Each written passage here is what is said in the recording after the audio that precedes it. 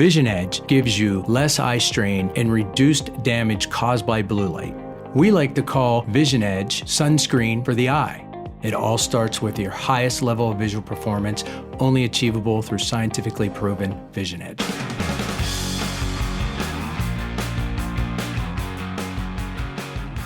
Welcome back to part 2 of my interview with Professor John Nolan. In this episode, Dr. Nolan discusses how randomized controlled supplement trials can be used in preventing and treating macular degeneration and cognitive decline. If you're new here and you like our interviews, press like, subscribe, share, hit the bell to get notifications of great new interviews, and please leave comments. So let's talk about the functions of the different ones, lutein, zeaxanthin, mesozeaxanthin. Let's start off with lutein. So the answer to that question, quite simply, is that the functions are uniquely similar for them. And this is what I say, when we talk about the magic formula or the best formula, it's a formula that has the composite of the tree, so the addition of the tree. So antioxidant, they're all antioxidants because their abundance of double bonds along their chain, that's uniquely similar. The big difference in terms of mesozeaxanthin and lutein may be, I believe, related to how it orientates itself within the retina. So mesozeaxanthin orientates itself parallel and perpendicular to light. So the capturing of light and therefore the reduction of photooxidative stress and light damage is optimized when mesozeaxanthin is there. So the functions are not very different. Yes, mesozeaxanthin is a powerful antioxidant. The big question really is, is lutein on its own enough to supplement with, and what I would say to that question is, my earlier studies began doing that. I've done studies with 20 milligrams of lutein. The bottom line is the results we were getting were nowhere near what we're able to get now when we provide mesozeaxanthin as part of the formulation. So why is this? One idea in a typical scenario is that lutein can be converted to mesozeaxanthin, but we know that that's not the case in all patients. So for example, we know that about 12% of the healthy population are walking around with dips in their macular pigment. This has been shown by me initially in my initial work and then confirmed by many other laboratories across the world that we have this volcano-like profile. What's really interesting about that, Kerry, is that if we look at the anatomy studies, mesozeaxanthin is what's typically the center part of that mountain. So I hypothesized that the dips that we saw in patients was due to a deficiency of mesozeaxanthin. So then we performed an interventional study where we, in one group of people with the dips, gave lutein, we gave other people just mesozeaxanthin, and then we gave the third group the triple carotenoid intervention. Long story short, the only way to fix the dips in the macular pigment was to provide mesozeaxanthin, but the entire enrichment was optimized when we provided the three parts of the jigsaw, lutein, zeaxanthin, and mesozeaxanthin. In this scenario, we enriched the pigment centrally and across the profile. And think about this for a second. If the objective of the exercise for an eye doctor or a healthcare professional is to make a recommendation for a patient to give them a supplement to enrich and fortify the macula with these nutrients, what this work shows us without any doubt is that you need to have the three carotenoids present to achieve that desired goal. Why would you not do it? Okay, and it was this work, if I'm to be very clear, that allowed me and my colleagues in Waterford design the crest protocol, where we went to the European government, okay? We wrote this major application called crest. It was funded under what's called the European Research Council, and it's the most prestigious grant a scientist in Europe can win. And remarkably, against all the odds, we went with our proposal. We got shortlisted. I remember going to the boardroom in Brussels to pitch this idea. And what I said to the board at the final interview review was that, look, we've identified a nutrient deficiency related to macular pigment, which was a deficiency of mesozeaxanthin. And what I claimed in my grant was that by conducting a major experiment with this, we can enrich the pigment centrally and across the profile, making vision better today And we were going to demonstrate that this was crucially important for patients with AMD. Early AMD was the CREST AMD study, which we did. So we told the government that we had identified something that was going to create a new standard of vision and help us with the world's leading cause of blindness. Thankfully, we won that grant. We conducted that experiment. And I'd like to make it very clear here. You know, you talked about Mexico. The formulation we used was from Mexico, a company called Industrial Organica, and that is the formulation uniquely used by MacuHealth. Okay, we picked that intervention, Kerry, on the back of 15 years of figuring out which intervention we wanted to do. It wasn't that we just wanted to use MacuHealth or just wanted to use lutein or mesozeaxanthin. I'm a scientist, but you probably get from me, I'm quite a competitive guy. I wanted to be right. And I had one chance within the context of this grant to answer the research question that we'd been discussing for many, many years. And I picked a formulation that had the 3 parts of the jigsaw. I picked the MacuHealth formulation because for the first time ever, we had seen in the earlier studies, the central dip study and all the most studies, that the results were simply better when you had 3 carotenoids versus the 2 carotenoids or versus 1 carotenoids. So I'd like kind of the listeners to understand that I'm not here saying mesozeaxanthin is the only thing you need. It's not. The macula believes that 3 carotenoids are important. Our interventions that we've used with the 3 carotenoids has validated that concept. And this has worked, you know, and the only challenge now is education, safe education and dissemination. And I say safe education because, you know, it's really important that optometrists are not misled based on commercial interests, based on storytelling from key opinion leaders. And I understand it's really difficult for optometrists, right? Because there's so much information. There's so many white papers that float around, marketing material. What I would say to optometrists and patients alike that have an interest in this is live in a world of peer-reviewed science, led by the scientists that have conducted that work. So what I'm saying quite simply is just because someone gives a COPE lecture that makes reference to a study or a series of studies, and are they really communicating the message correctly? That's really important. The saddest thing that I've seen, if I'm to take the opportunity to be honest with you here, is the misuse of science. At one level, I talk about the situation, the necessity to live in a world of peer-reviewed science. First, do no harm, live in the peer-reviewed science, evidence-based research. If you do that, you're going to be a good doctor. But we need to now, I think, within this industry, be very clear on the accuracy of the levels of communication to your industry, because it's too difficult. It's unfair. It's unsafe for doctors to be given the wrong information because it just contaminates the message. And we don't need to overcomplicate that message. It's quite simple. How can patients know if they have a dip? They're the ones that have a dip. As the first question. The second question is, we know we need the triple carotenoids in the retina and the macula. Maybe there's other parts of the body that need it as well, and they can't convert the carotenoids, you know, with blood vessels or the heart or other places. You know, low carotenoids have been associated with cardiovascular disease, cancer, atherosclerosis. How do we know? How does a person know that, you know, they're a dipper? Yeah, unfortunately, it's very difficult. And if I may, I'll spend a minute just explaining the kind of the evolution of science around the measurement, because it's a brilliant point you bring up. You know, when I did my early work, and Jim Stringham and Randy Hammond and others, we typically measured macular pigment using psychophysics, flicker photometry, so flicker device, and you've probably heard and seen these. The problem with those devices is, apart from the standardization and the variation and all these challenges that you get with them, even if you do it right in the clinic, these flicker devices, you're only measuring on one part of the curve. You're only measuring on one point of your mountain. So you could have a measurement here so maybe this is my measurement and I'm measuring here, and maybe you're a dipper, Kerry, and I'm measuring here, I'm getting the same score, but you don't see that there's a dip.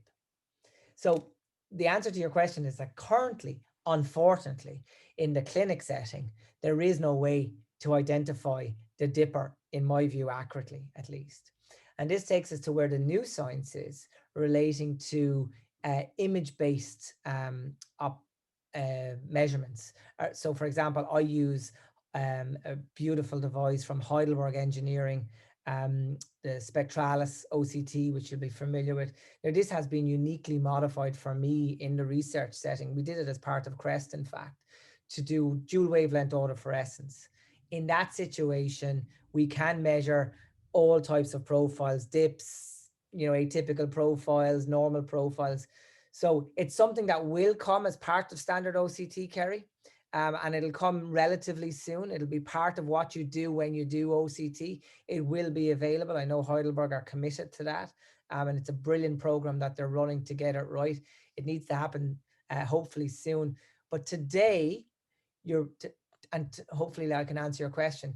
Your patients and the society and the general individual won't be able to find out whether they're a dipper. But what we can do is draw on the science.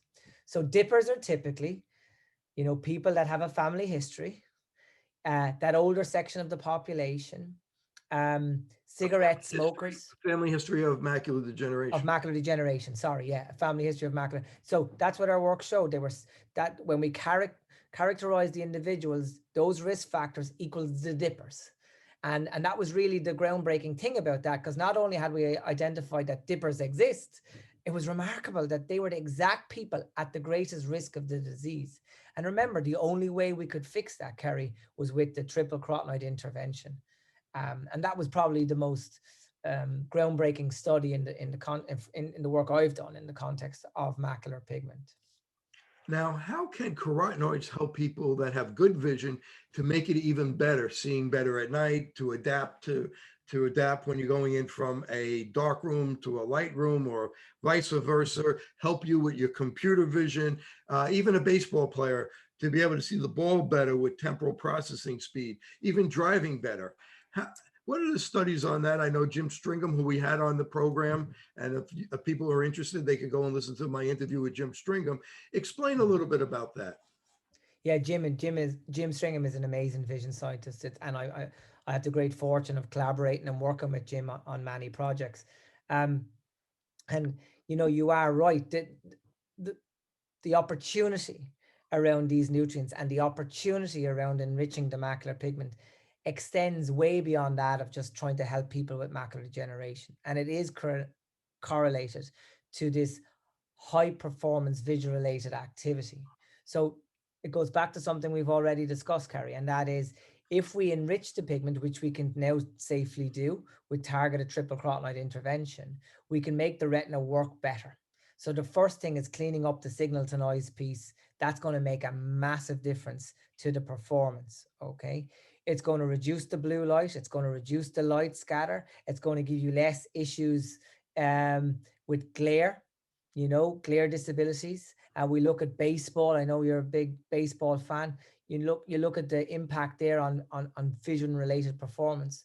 But it's actually fascinating that it's not just vision there. Now we're moving into the cognitive function space, the cognitive abilities, because the baseball, you don't hit the baseball based on your visual activities. It's actually your vision cognitive activities, because you don't see it. It's moving too quickly. So it's a cognitive reaction to that.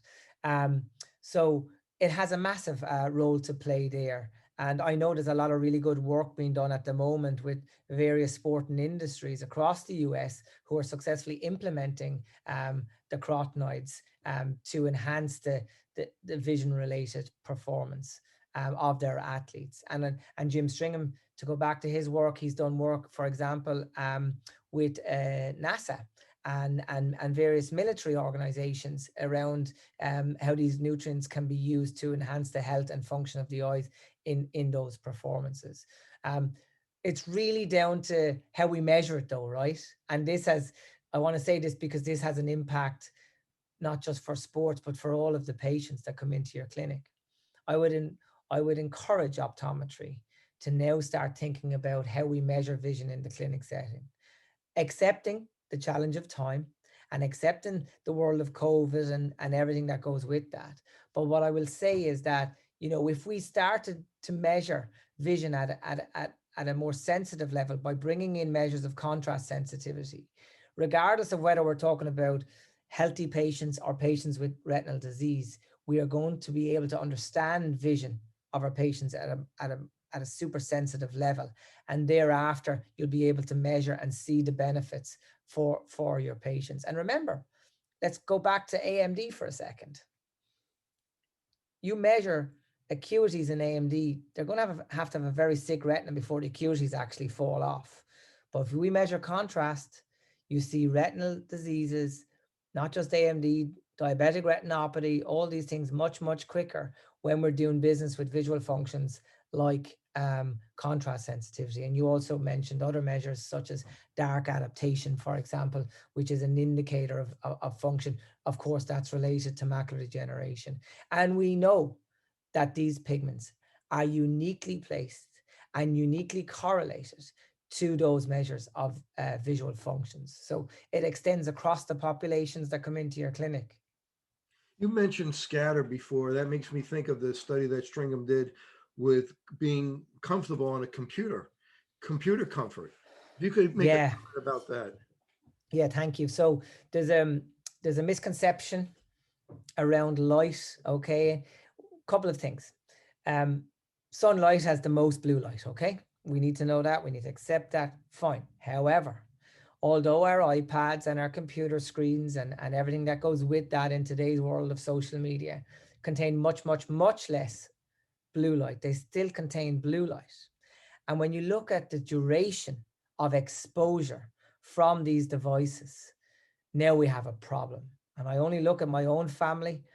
Penny, my little girl, is 6, she's 7 this September, 9/11 actually, she's 7.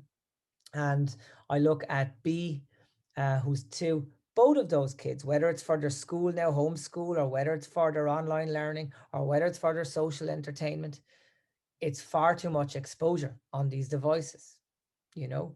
So I believe that these nutrients, we spoke today about macular degeneration, we've spoken about sports performance and the general population. Actually, the research and the opportunity should and needs to extend way earlier in the equation. A couple of things that are fascinating. We spoke about oxidative stress today, right? Which is basically just, free radicals, destroying the cells of vision.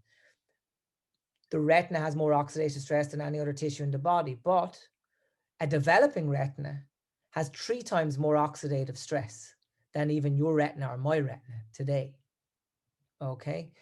So as the retina and the brain is developing, the levels of oxidative damage are fundamentally damaging to, or problematic, if you like, to such developments. And I believe have a major impact in the future. What happens in our infants determines what happens in the future. Now, step back into our discussion about nutrition, right? Are our kids getting enough of these carotenoids within basic nutrition? No. Nature wants us to have them. Let's look at colostrum, breast milk. It's fortified with high amounts of these carotenoids. Why is nature doing that? So I think this is, in terms of the future research I want to do, definitely, you mentioned it, right? Atherosclerosis, inflammation, that's definitely something that we're going to really do.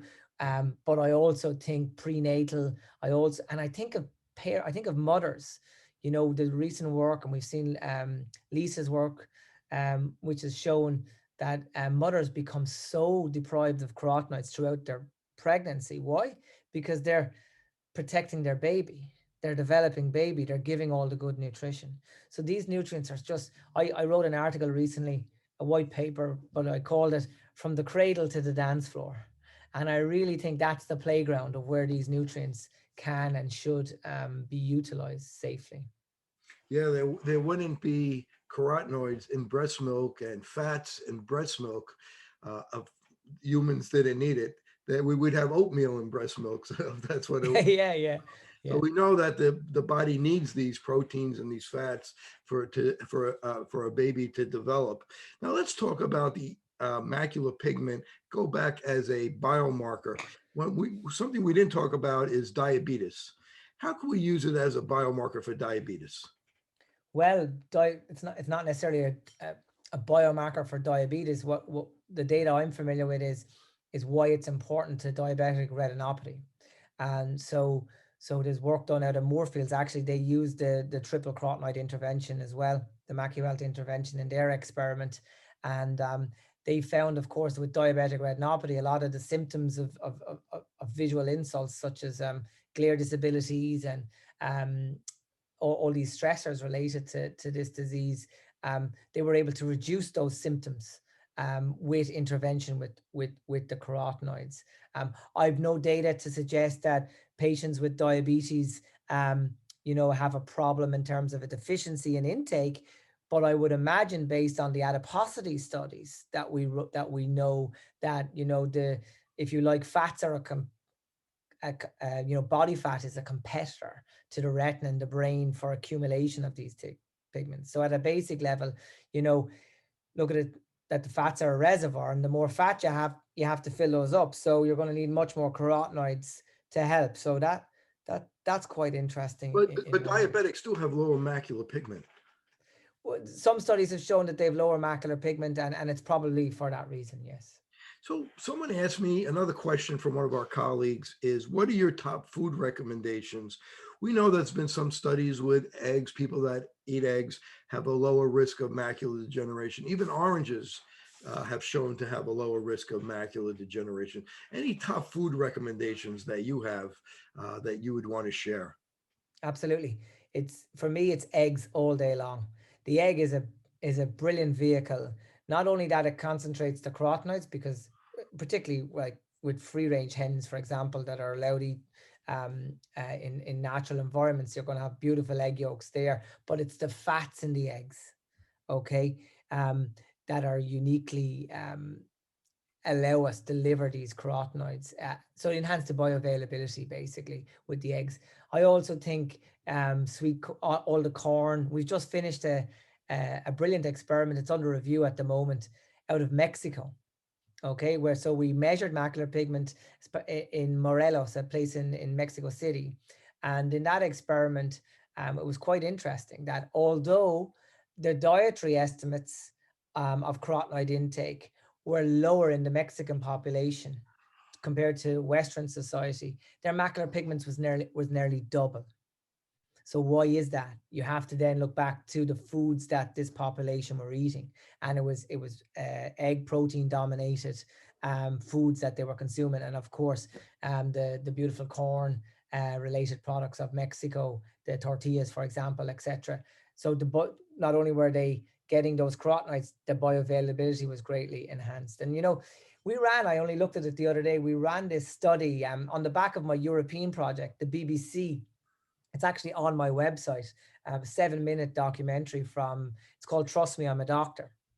So it's kind of like your, I don't know, is it equivalent to maybe the Dr. Oz thing, where this experts looks at nutrition and so on. So the idea was that they saw the crest study, they found it very, very impactful. So the BBC said they'd like to visit our facilities and compare a smoothie intervention to we use MacuHealth as the supplement. So the presenter, Dr. Michael Mosley is his name, he went on MacuHealth, okay? And then we had all these volunteers that Liz Johnson helped me with this. She created a really lutein-rich smoothie. I think we got over 12 milligrams of lutein into one smoothie. It wasn't very nice, to be honest, to taste, but nonetheless, these poor patients went on this smoothie for many weeks. And so we increased the lutein levels in their blood on the smoothie, but comparing it to the supplement, we couldn't get anywhere near the response that we could get with that one supplement a day.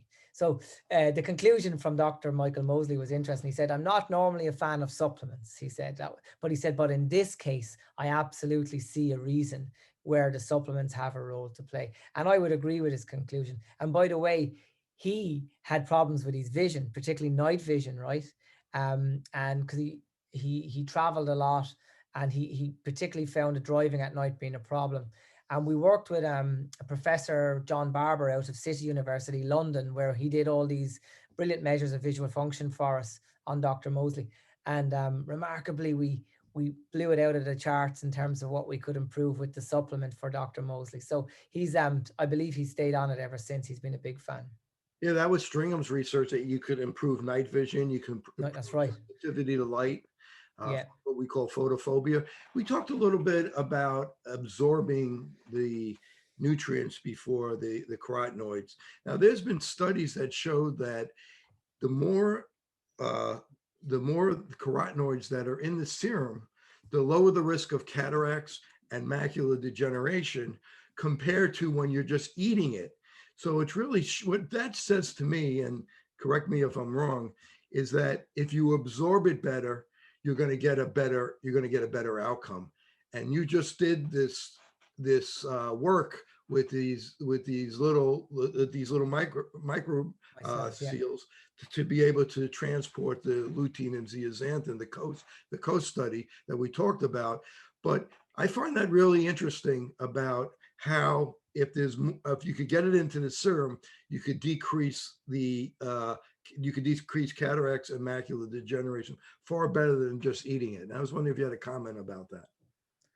Yeah, so it goes back to your earlier question of how do we get these carotenoids? And remember, I explained that we take them from the marigold, we cook them with they're saponified, and typically when you purify them, what you do with the carotenoids is you break off the big fatty esters. The problem with that is that every typical carotenoid intervention that's out there, they may have purified lutein or zeaxanthin, right, or mesozeaxanthin, but they'll join together and they'll form crystals. Because of their polarity, they basically line up like soldiers, okay? And if they're big crystals when they're in the supplement, Carrie, it's difficult for them to be packaged into their transporters, their micromicelles, and it's difficult for them to be captured by the SRB1, the capture protein, okay, in the intestinal wall. So essentially what this experiment did was quite unique. The process of extracting was done pretty much the same, but they allowed the esters, little esters, we call it diacetates, stay on the end. So what's naturally in the plant, instead of having big esters, they had small ones. What that did was it changed the polarity ever so slightly, and it allowed these carotenoids to be much more soluble within our stomach and therefore much more available. The second piece of the technology was that actually within the formulation itself, the ingredients that are required to form these micro packages was provided in the supplement. So you're providing a ready-made, pile of ingredients, if you like, to allow for an enhanced bioavailability. It's still from the marigold, it's still purified, it's still natural, but we've greatly enhanced the bioavailability. I mean, I've never seen anything like this. We've spent 10 years working with, the triple carotenoids with so much success. Remember, we came from a world of lutein interventions with 20% non-response. Then we moved to a world of the triple carotenoids where we could get everyone to respond at least to a degree. And now we're moving to a stage where we've been able to even enhance the bioavailability of that significant, 6 times more for mesozeaxanthin, for example, in the blood. And the logic, to go to your question here, is that, of course, if you enrich the biological systems with these carotenoids and thereafter fortify the tissues at a much higher concentration than was previously possible, you're going to have a better result because you're going to have healthier tissues, you're going to have better antioxidant capacity, you're going to have better optical capacity, and now the results are even more striking for the future. You did a study that was really eye-opening for me. Our film Open Your Eyes, but this was really eye-opening, is that you measured different supplements to see if what they said on the label was actually in the supplement. And quite frankly, that study was very scary. And if you could talk a little bit about that, from a practitioner point of view, because somebody goes into a pharmacy, a local pharmacy, and they think they're buying a carotenoid, and and when measuring macular pigment, we're not seeing it elevate. People are getting a false sense of security. Talk about that. Yeah, it goes back to what I said about assumptions. In science or in the clinic, making assumptions it can be very problematic. In this case, an assumption that all formulations are the same is absolutely not a correct or a safe assumption. And a very simple reason behind this, by the way, how one extracts the carotenoids from the marigold and thereafter formulates. So do you formulate them in a way that they're protected from oxidation? Are they in a capsule that protects them from light and oxygen? Are they protected in the appropriate oils where they can be soluble, but also reduced from oxidative damage? If you take a carotenoid and produce it, and it's typically produced like a powder, and if you put that powder into a capsule, within 6 months, the activity of that carotenoid will be almost zero. So when we looked at this study, and Alfonso published it, and David Phelan was another scientist that worked on it at our center, what they discovered was that, over 80% of the supplements that are commercially available did not meet the label claim. So in other words, they were degrading. Some of them had no activity.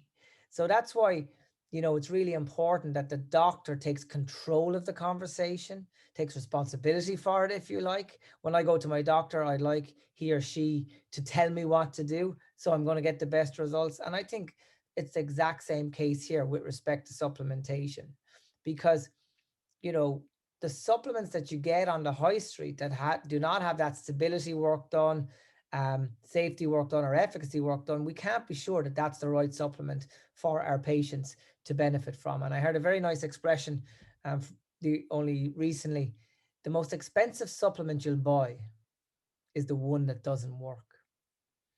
So I think if our studies show anything in terms of that stability, and I will tell you, by the way, I work, as you know, at the Waterford Institute of Technology, and we're very proud of this work, and so much so that the institute is now launching its own department to function to just measure these carotenoids for stability for industries. It's called Supplement Certified, and this is something that the institute and I will be promoting in a couple of months' time from now. We'll be promoting it. Some companies already have their supplements tested, and it's not only testing them at the beginning, Kerry. You look at these supplements that can be on a shelf. Are they there for 2 years or 3 years? Are they stable at 3 years? Is the patient getting the value then? And unless the organization, the company, invests in that type of quality, we can't be sure for our patients. And I thought it was remarkable only last week, I'm not sure if you saw it, Amazon actually announced a major cleanup of the supplements that are available on Amazon, where they're going to now insist upon, I believe, validated third-party analysis to validate and verify supplements for safety, efficacy, and for stability. So I think Supplement Certified will be something that will play a major role in the future for the eye care industry. Macular degeneration is a leading cause of vision loss, with 15% of Americans being at risk or already affected. Scientific evidence proves that by using mesozeaxanthin, lutein, and zeaxanthin together replenishes the macular pigment and promotes healthier vision. This formula comes in only one product, MacuHealth. Thank you for tuning in to the Open Your Eyes podcast. If you like the video you're watching, please hit the like button. Also, hit subscribe for weekly new episodes of the podcast, along with pod winks and bonus content. All right, let's get back to the show. Contrast sensitivity and loss of being able to see at night are some early symptoms of when dry macular degeneration starts convert to wet macular degeneration or macular degeneration in general. You did a study called the MOST study, which you used contrast sensitivity, but it also talked about how fast somebody could raise their macular pigment by taking supplementation. Can you talk about that? Yeah, so the MOST studies were important, and the major learning from the MOST studies were that, even with good supplementation, Kerry, and with the 3 carotenoids, what doctors need to know and what patients need to understand is that this is a lifestyle change. Okay, it's not something that you're like an antibiotic or something that you're going to take and get the result a few days later. If you want to do well with nutrition and the biology connected to that, it's something that you have to comply with. It's like being good at sport. It's a lifestyle change. You have to absolutely commit to it. And I believe that patients that are at risk of macular degeneration, or just really want to do well with their vision, they need to make the decision that this is something they're going to comply to, over their life. And particularly with macular degeneration, it's a no-brainer. They have to do it. In terms of the contrast sensitivity, what we demonstrated was that, typically, look, you remember that your contrast sensitivity curve gives us an entire spectrum of vision. Acuities are only 9% of our spatial visual world. Contrast sensitivity tells us everything else that's going on. Just look around our rooms. There's nothing 100% contrast, okay? So therefore, if you want to measure vision, contrast sensitivity is a great way to do this, even in a world of optimal refraction. So yes, you're right. Typically what happens with macular degeneration is contrast sensitivity is the first measure of function to fall off. In the MOST study, we demonstrated significant improvements in contrast sensitivity at 6 months, but at 3 years into the intervention, the improvements were significantly better than 12 months or 24 months. So the message from the MOST studies was that sustained supplementation was absolutely required if one was to get the benefit. Let's talk about carotenoids and cataracts. There's been a number of studies that show that carotenoids can decrease the progression of cataracts. If you could speak to those studies. I'm interested in carotenoids and cataracts for a couple of reasons. One, to answer your question, of course, one of the reasons why the lens it develops cataract is because of oxidative stress. Okay, it's at the front of the eye. So that's where that data comes from. My interest, however, around cataracts and carotenoids should also be of great interest to optometry. And let me tell you why. When you take out a cataract, what you're taking out is the body's natural filtration system against blue light. So if you think of it in the context of a 60-year-old or 70-year-old retina, where for the last 20 or 30 years, they've had the value of growing cataract by reducing the amount of light getting to the back of the eye. In some ways, that's good because it's protecting the retina. So if we just take out the cataract and replace it with a UV lens, that patient is now going to be vulnerable because they're going to have much more visible light now hitting the retina and peaking in terms of the damage that it's going to do. And there's a couple of really interesting things about this. One, we know that cataract extraction itself is a risk factor for age-related macular degeneration. And that's something that we should be alerted to and cognizant of. And the other thing is that we know that because of all this extra blue light hitting the macula, the patient, while they'll get better visual acuity and so on, there are other measures of visual function, such as issues with glares or halos may be greatly affected. So the learning from all of this is that if we want to make sure that we give the best protection and maintenance to the retina in a world after cataract, I would absolutely recommend a triple carotenoid intervention, ideally months before the cataract is taken out, so that the patient can build up their protection at the back of the eye. This achieves two things. One, it gives them better protection against the new lights, if you like, that are going to be hitting the macula, but also it's going to give them the best outcomes in terms of their visual functions and their visual performances. And I think this is also the case with advanced macular degeneration. While the treatment of advanced macular degeneration is something that is, I suppose, if you like, a great success of modern time, you know, helping the retinas with nutrition in the context of cataracts and macular degeneration is something that I think is a missed opportunity. You know, it's in Germany, for example, with cataract, when patients are scheduled for surgery, they're given a carotenoid intervention as part of their maintenance regime, their protection regime throughout that time. How about vitamin D? Any research on vitamin D and macular degeneration? Not that it's not my area, Kerry. It's not something that I've know a lot about, to be perfectly honest with you. You know, I live in a world of carotenoids. I've obviously done a lot recently with the omega-3 fatty acids. I'm interested in cognitive function, brain health, and I think DHA is really important there. In terms of the other antioxidants, zinc, you know, this whole confusion around zinc in America, optometry is striking. What I will say to you is, you know, I think you can get enough zinc quite simply from, you know, good nutrition. If ophthalmology is putting pressure on you to do zinc, please make sure that it's very, very low zinc, because zinc at high levels can be toxic. And I don't think you need to do genetic testing or anything of the sorts. You know, the formulation of nutrition for the macula is very simple. There's 3 carotenoids living there. That's where you should do business. If ophthalmology insists on a recommendation that's kind of like zinc and AREDS, like, make sure that it's better, that it has the meso, but make sure it's safer with low, if any, zinc. So let's end with cognitive function. and carotenoids and cognitive function. I know there's a lot of research around that. Lisa Renzi's doing some, you're doing some. Tell us where we are with carotenoids, cognitive function, testing macular pigment, and how we could use it maybe as a biomarker. And in the brain, and maybe the spinal cord as well, what carotenoids are located, which carotenoids are located there? Okay, great. So a couple of key papers that have been published maybe over the last 8 or 9 years, okay? And some of these were happening in parallel. In our first major study, 5,000 people, randomly selected from the Republic of Ireland as part of the TILDA project, the Irish Longitudinal Study on Aging. And I was working with colleagues on that study in terms of the eye-related research interests. So we were measuring macular pigment. We actually, and in that context, we did it with a flicker device, okay?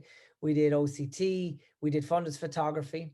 And at the same time, there was a scientist measuring cognitive functions in the same population. Memory, attention, reaction time. This was a scientist called Joanne Feeney. So we published all our macular pigment work, which was striking. And then we realized, because at the same time, Liz Johnson was after shown that actually retinal carotenoid concentration macular pigment was a biomarker of brain carotenoid concentration. So we said, wow, let's have a look at this. And we did. And we saw really powerful data. In short, we saw that the people in the population that scored really well in their carotenoid score had brilliant cognitive performance, whereas those with low macular carotenoid score, low macular pigment, had really poor cognitive performance.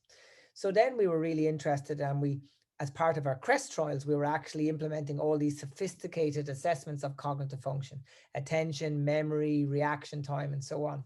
And remarkably, in addition to the benefits that CREST showed for visual function in the general population, when we looked at our cognitive measures in a young, healthy, non-demented individual, by simply supplementing with the 3 carotenoids, we were able to greatly enhance their cognitive abilities.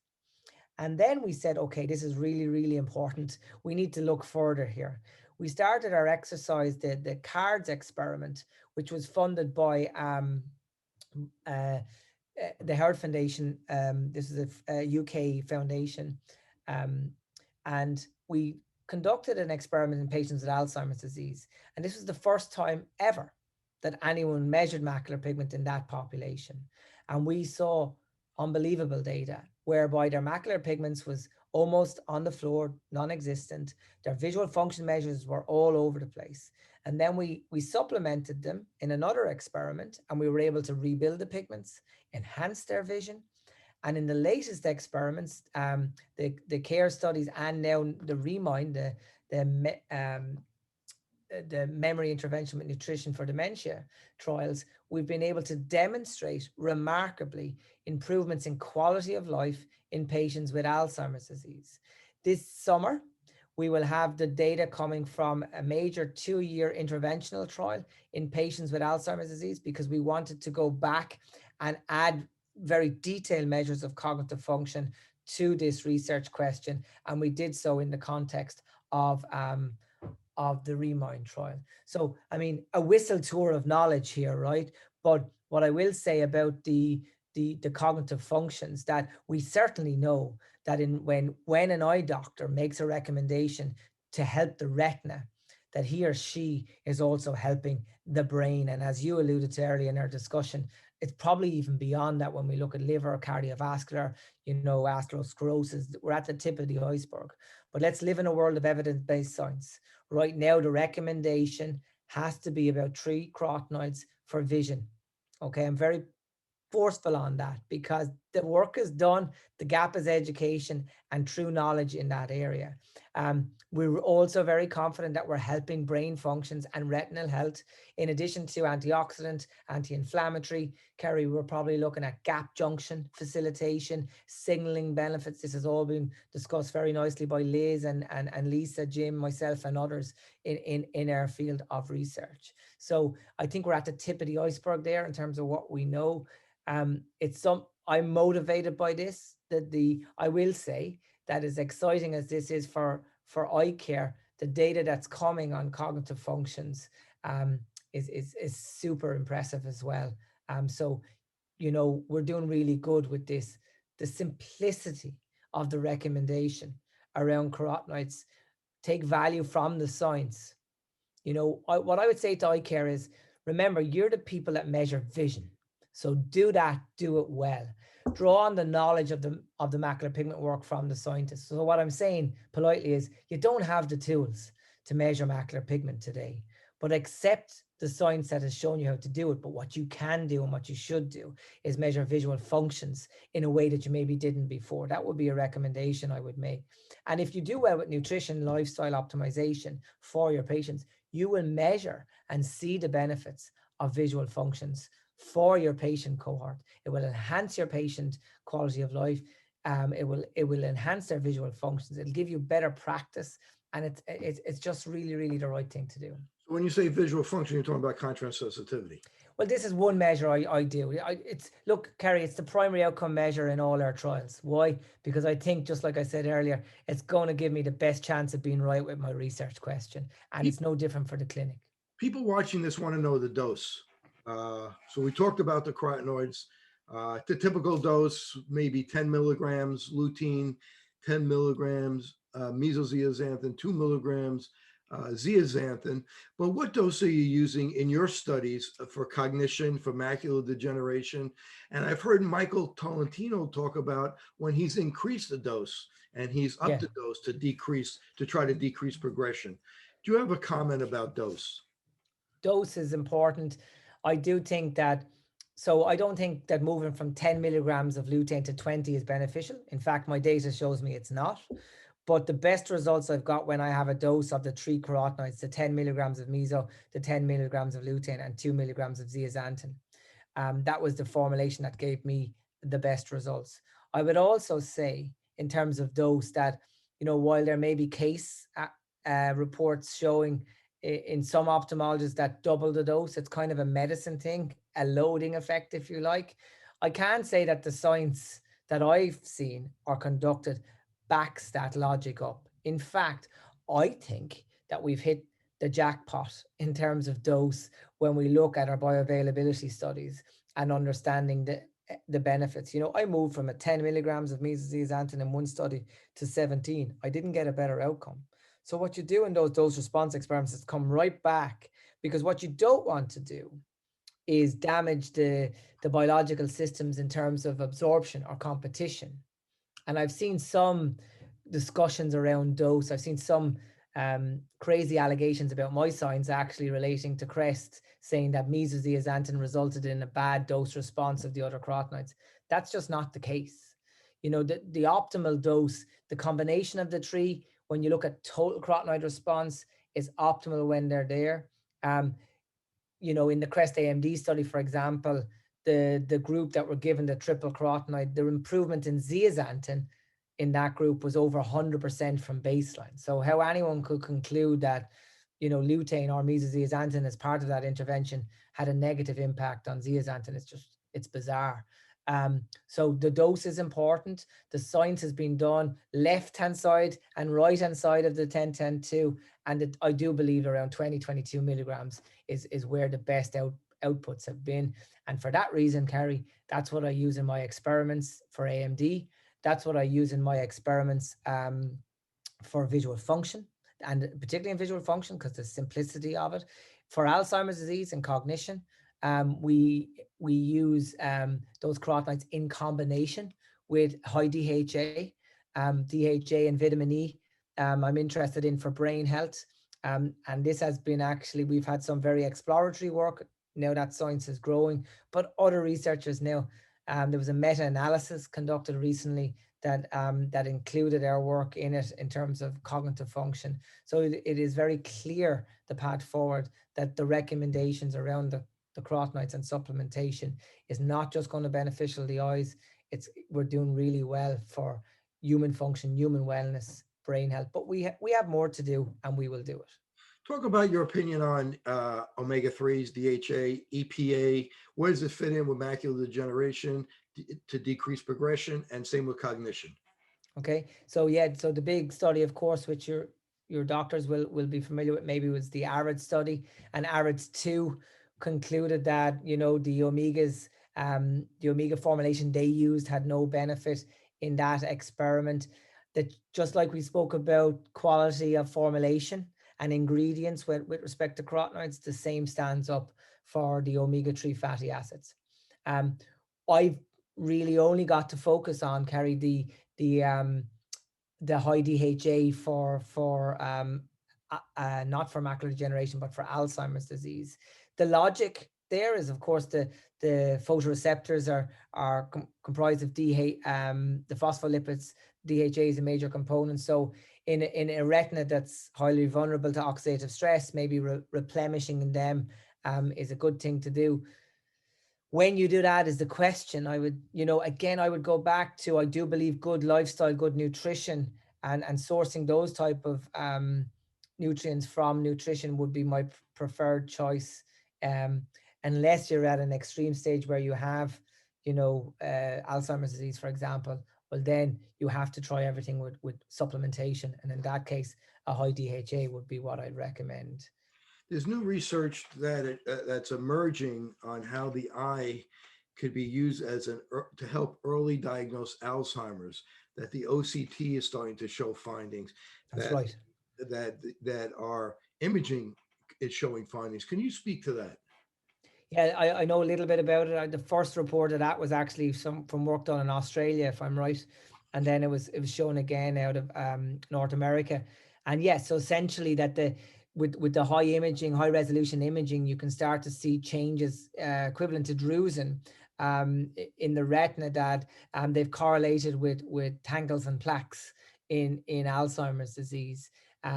So again, it's logical that this is the case. I mean, one of the first questions you asked me is, is the retina the part of the brain? It is. It's the seeing part of the brain. So, we should complement, by the way, the industries like Heidelberg and so on that have been able to just make their imaging technology super sensitive to allow eye doctors do what they do. But I think the future in this is, as you suggest, pathways to understanding, really traumatic diseases like Alzheimer's, and maybe early detection using the eye as this window to everything else is something that's really exciting for the future.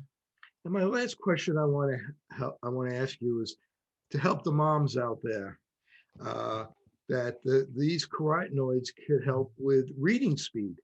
There's been, for their kids, there's been some studies to show that. Can you talk a little bit about that? Yeah, I mean, we've shown that not in kids. Memory. Yeah, and memory. Yeah, we've shown it in AMD. Actually, one of the positive outcomes in our crest trial was reading speed was greatly enhanced.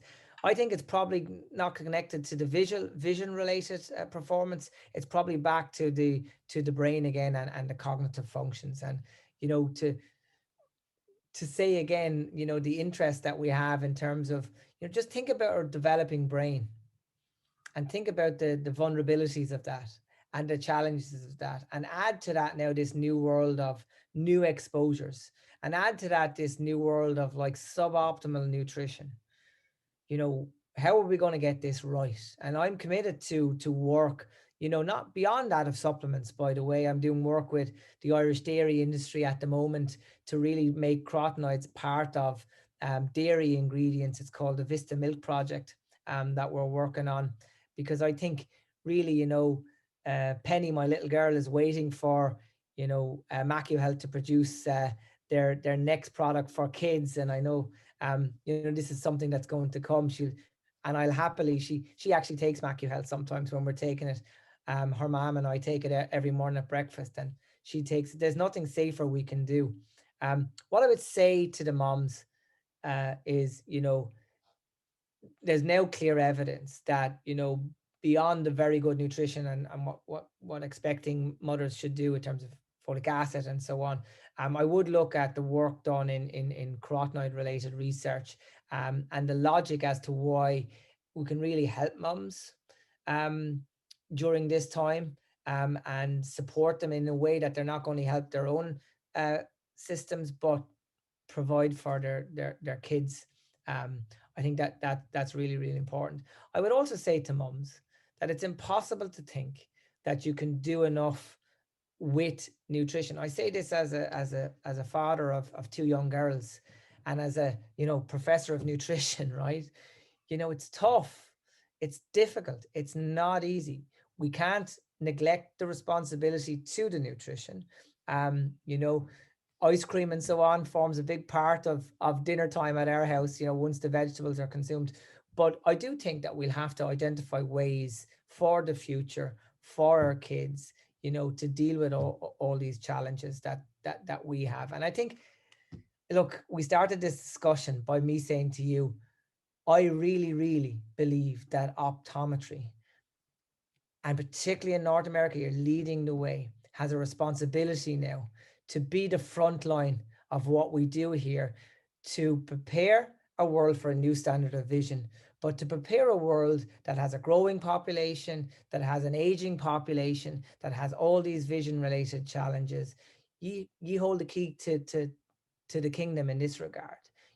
Honestly, ophthalmology is not going to get there in my lifetime, where they're going to have the time or the interest or the motivation. And I don't want to be unfair to ophthalmologists that do this, because there's some ophthalmologists that do embrace this, but most of them don't and won't.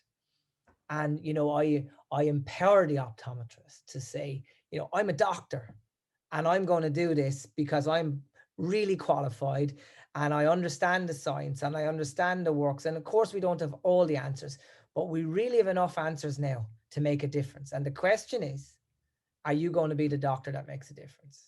My last question, since you opened the door, what do you feed your kids? Because I know if I don't ask that question, people are going to say, how come you didn't ask them that question? So what do you feed your little girls to help their brain, to help their eyes? Eggs. Or what supplements do you give them? Well, they don't take supplements at the moment. Penny will sometimes take the Macular supplement when we're taking them. Eggs is a big deal for us in this house. We have eggs a couple of times a week. They like corn products typically. B, who's 2, she'll have her dinner, and we use frozen sweet corn. Actually, it's very high nutritional. Use organic. Yeah, it's organic, but it's frozen, and you cook it from frozen. And we've measured this in the lab actually, and the carotenoid content of frozen vegetables, some of them that are prepared well like that, are higher caliber than those that are sitting in the supermarkets for many weeks. So I would say if I was to pick 2 things, it would be eggs and sweet corn. Well, I want to thank Professor Nolan for joining me today. Is there anything I left out that you want to say to the audience that's watching? No, I'd like to congratulate the audience for taking the time to kind of embrace this type of discussion. I'd like them to have confidence, Kerry, that there's been a lot of work done. And the challenge now, as I said, is education, dissemination, but utilization. We need to use the science now. Understand, I'm glad you brought up in our discussion the importance of knowing the supplement and that they're not all the same. And that's not me trying to promote any one supplement over the other. I, as a scientist, picked MacuHealth because I wanted to answer a research question. And I think the data is just really impressive in that regard. And I'd like you to understand, when you do business with just the macular carotenoids, we have so much safety data now, longitudinal safety data in humans. You're uniquely placed to do something that's impactful and exceptionally safe for your patients. So the option to not doing this is to do nothing. And that's not an option. And if people want to find out more about you, how could they do it? So my own website, profjohnnolan.com. And also I'm the chair of the Bond Network. I know you've attended the Bond meeting yourself, Kerry, in Cambridge, down in college. I'd like to say, yeah, so we have a Bond Network, which is basically, nearly 200 scientists that have an interest in this space that all kind of contribute to this network, and we'll be running our conference. But the best source to go to is profjohnnolan.com. And if I may, I'd like to acknowledge, the European Research Council for funding our research, but also remarkably the work from the Howard Foundation UK. Unfortunately, last year we lost our good friend Alan Howard. He passed away. But the foundation continues to go from strength to strength and support independent research like ours. So I'd like to thank the Howard Foundation, John Howard, Julie Howard, and all our stakeholders, all our sponsors, Industrial Organica as well, this wonderful organization from Mexico that provide these quality nutrients. So that's it, yeah. So again, I want to thank Dr. John Nolan. This is Dr. Kerry Gelb for Open Your Eyes, and I'm wishing everybody just great health. Thank you until next time.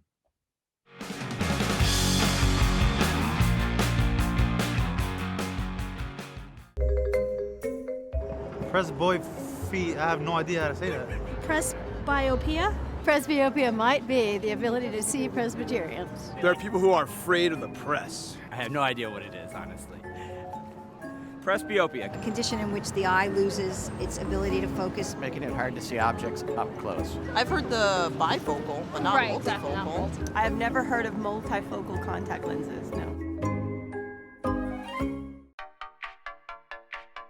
Since I bought Safe For You, my dad makes me clean his boat. Es natural y es un buen producto. Every time I go back to school, my mom always makes sure that I have my Safe For You products. I bring extra, and my roommates certainly don't mind. It's a good thing I had Safe For You to clean up after this little guy.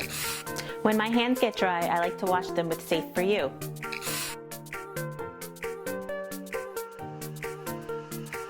And most importantly, the reason why I buy Safe For You is because it's safe for me and you.